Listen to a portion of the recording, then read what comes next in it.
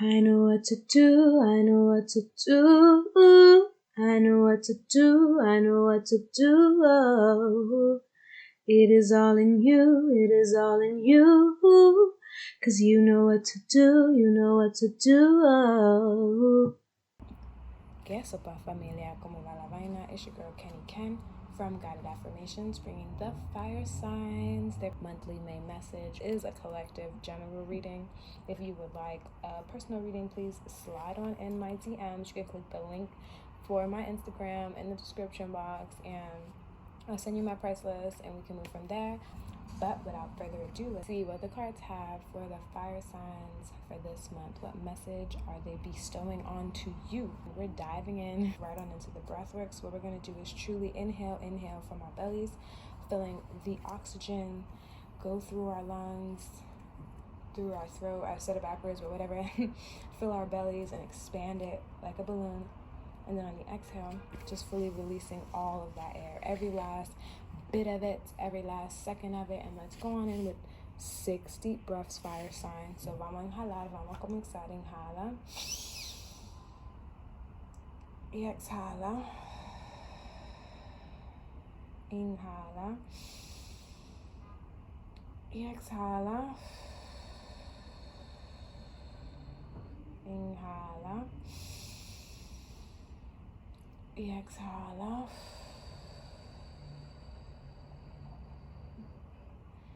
Two more breaths. Inhala y exhala.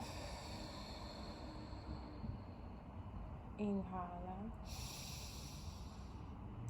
y exhala. But without further ado, we're gonna get into this Leo, Sun, Moon, and Venus placement. Why? Because the cards is flipping over. Even though I'm cutting the deck, I'm actually just gonna take from the top because the card that came out didn't flip itself over. But I was still like, let's get with the vibes. Okay, let's get with the vibes. So let's see, what is this card?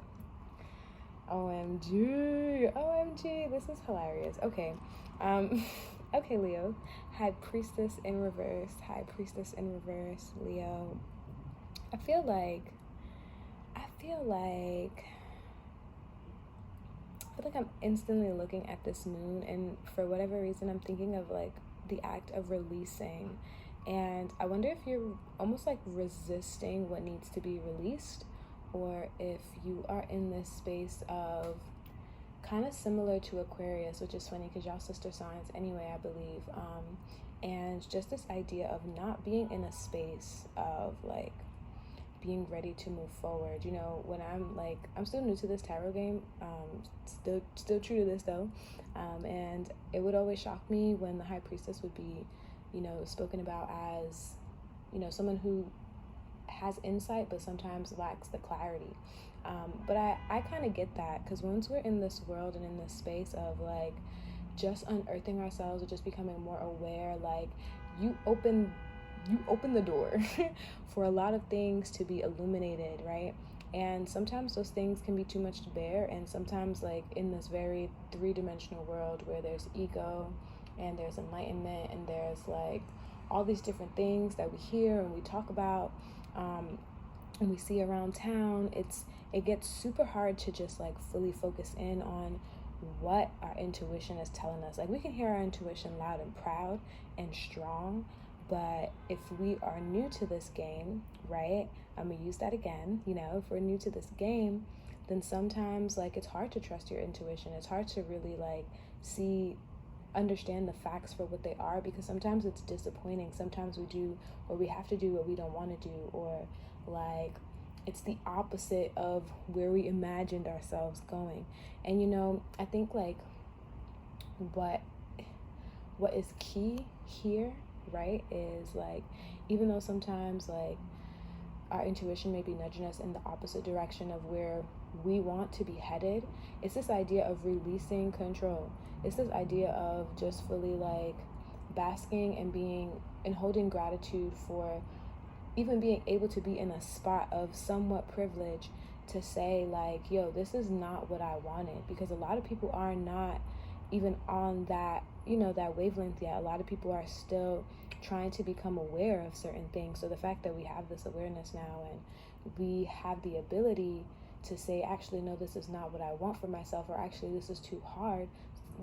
I guess this is a reminder to say, like, yo, remember where you were, right? And this isn't even about reminders, but this message is giving that, right? Remember where you were. Remember when you were that person who lacked awareness and you were just constantly on loop. So to be in a position where you are even more aware of the times where you may be looping yourself, like, and maybe not even on purpose, but just because it's really challenging to fight back the ego when we're so used to being and operating from the ego. But I guess what this is saying is, yo, hold gratitude for the fact that you are in this space where, you know, even if you may not be actively choosing, you're choosing, you know. It's just, it's really holding that awareness and knowing. But I feel like I can go on and just like keep talking about this. But I do want to get to the other signs. And I think like whatever you are trying to release, like here in the water, like if the water kept, even this is a drape, if the water kept flowing, it would just move it. But it's tied up right now. It's probably because of the way she's sitting and so many other possibilities, right? But if the water would just keep flowing, it would flow away. So this idea of releasing resistance, you know, releasing resistance. But let's close this Leo energy out. Let's inhale and let's exhale. Let's get right on into this. Let's breathe 3 times just to tune into your energy. And let's inhale. And let's exhale. And let's inhale. And let's exhale. Very last breath. Let's inhale. And let's exhale. Okay, Aries, Sun, Moon, and Venus placement. Let's see. What is the main message for you, Aries, Sun, Moon, and Venus placement? King of Pentacles, King of Pentacles, King of Pentacles, King of Pentacles. You know what's funny?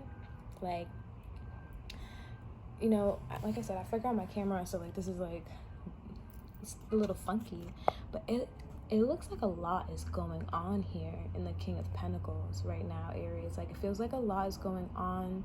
Just like looking at the image, it's like, it's so much detail, but I guess because it's reverse and like the way that the lighting is hitting us right now, it's like really giving like organized chaos. You know what I mean? Like organized chaos. I'm a social worker, and you know, whenever I used to like do like room inspections and like previous employments or whatever, like if I thought someone had a lot of stuff, which is like considered a fire hazard, I would write organized clutter. And it's like, it's a lot, but it's organized. So I'm not gonna say it's, you know, I'm not gonna say it's untidy, but like we could release some of that. And I feel like that is what I'm getting here. Like, I feel like with this King of Pentacles, like, do we have a lot of different things that will give us like an idea, or to get an idea. I wanted to say, do we have like, are we working on multiple projects at one time? You know, are you working on multiple projects at one time, whether that be it, you know, trying to focus on self-care, or trying to focus on like shadow work, or trying to focus on like this new idea, or getting a new job, or trying to figure out money, or like, is there so many physical things that we're working on at one time?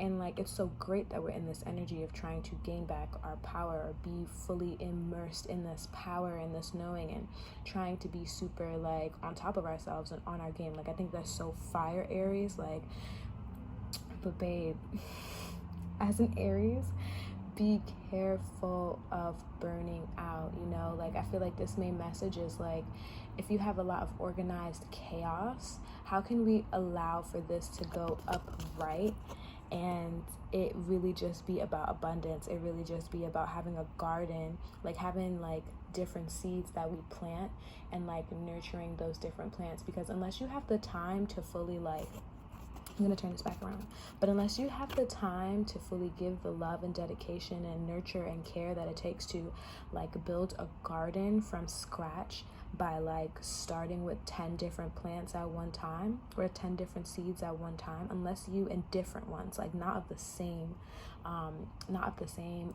species is what I'm saying.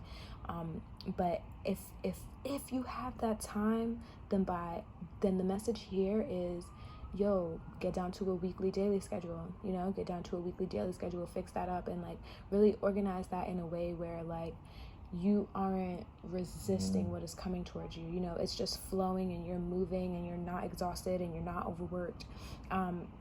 It's a fruitful 10 of Pentacles vibe, you know what I mean? But if you're in a space where because you're in this like very immense like physical nature when it comes to your body, and like making sure that your body feels right, and it's filled with like beautiful like foods and vibrant colors, and you're on your ish, like 100%, whatever areas you are in this category, like you're on your ish. But like really, like if you still don't know yourself yet, and if you can look back or ask yourself, like, in the past when I try to do multiple things at once, how does it show up? Do I come out in a cardinal nature where I start but don't finish? Like, slow down. How can I rearrange this so I'm doing maybe 2 out of the 7 things that I thought of, or maybe 3 out of the 10, like slow down and organize it in a way where you can do things based on of smaller month trajectories. Like, what can I complete in 6 months? What can I complete in 3 months? Like that, because that way you can fully appreciate and not kind of undervalue the work that you have been putting in, because it's pretty impressive to work on multiple things at once, I won't lie, but it's not as impressive if we if we just like die in the process or don't finish it. Let's close this energy out. Let's inhale and exhale all of this Aries energy out. Okay, Sag, let's take 2 breaths here. Let's take 2 breaths. Let's inhale. And let's exhale. And let's inhale. And let's exhale. Well, I'm going to cut the deck. Let's see, what is the main message for our Sagittarius Sun and Moon placements?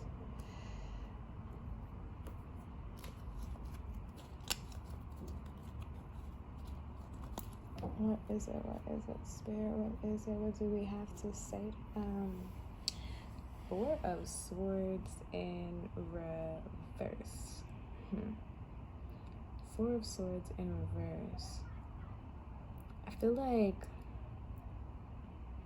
Sag, what are you sitting on? Like, what is this one negative thought that is literally almost like putting you to bed, almost like taking you out every time? Like, what is this one constant thing that keeps on repeating itself to you? And what is the conversation that you're having with it? Like, that internal voice, like, are you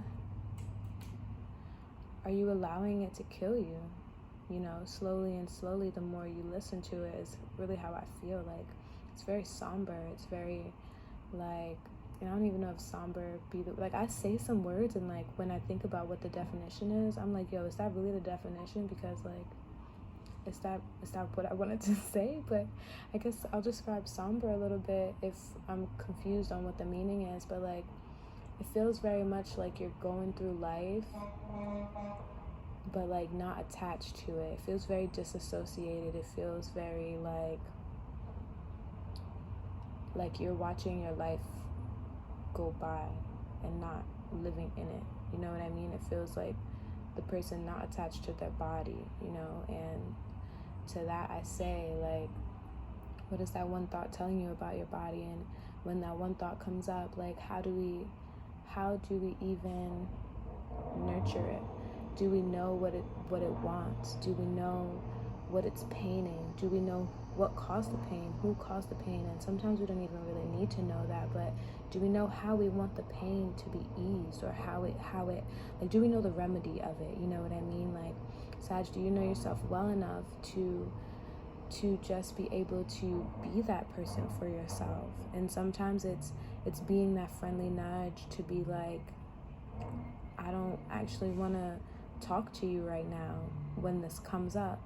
You know, I don't actually want to hear what you have to say. Sometimes it does take that, and sometimes it takes this softer, more nurturing side of, hey, like, I know that, you know, I know that we're hurting. I know that you're hurting right now, and I know that, like, what you have to say is important, you know, because you're trying to bring my attention somewhere, but it's really hurting me to know that we're still here, you know. And I think that that's okay to, like, say to yourself, but I really feel like this message is really about asking yourself, you know, how is that internal voice? What does that internal voice even sound like, even feel like, even speak like? And, you know, just finding better ways to communicate with self. Maybe pray more. I'm looking at this part right here real quick. Maybe pray more. It looks like she's on bended knee, you know, like bended knees, like at the altar, or even just like at a pew. Like, pray more in those moments, you know. It could, maybe that is what you needed. Call upon, like, you know, if you work with your ancestors, like, call upon them. Like, if you talk to your highest self, like, call upon yourself. Like, use those things to your advantage in those moments, Sag. And that's really what I would say here. And, like, let's take 4 breaths to close that out, you know, just for the idea of foundation, and just bringing in a more stable and rooted and grounded form of foundation for our Sagittarius. And let's just inhale and exhale. Let's inhale and exhale. 2 more breaths. Let's inhale and exhale. Very last breath. Let's inhale and exhale. Thank you so much for rocking with me, guys, throughout this whole entire video. I really am sending you nothing but love, nothing but grace, nothing but joy throughout this whole entire month of May. Y hasta la próxima, mi gente. Nos fuimos.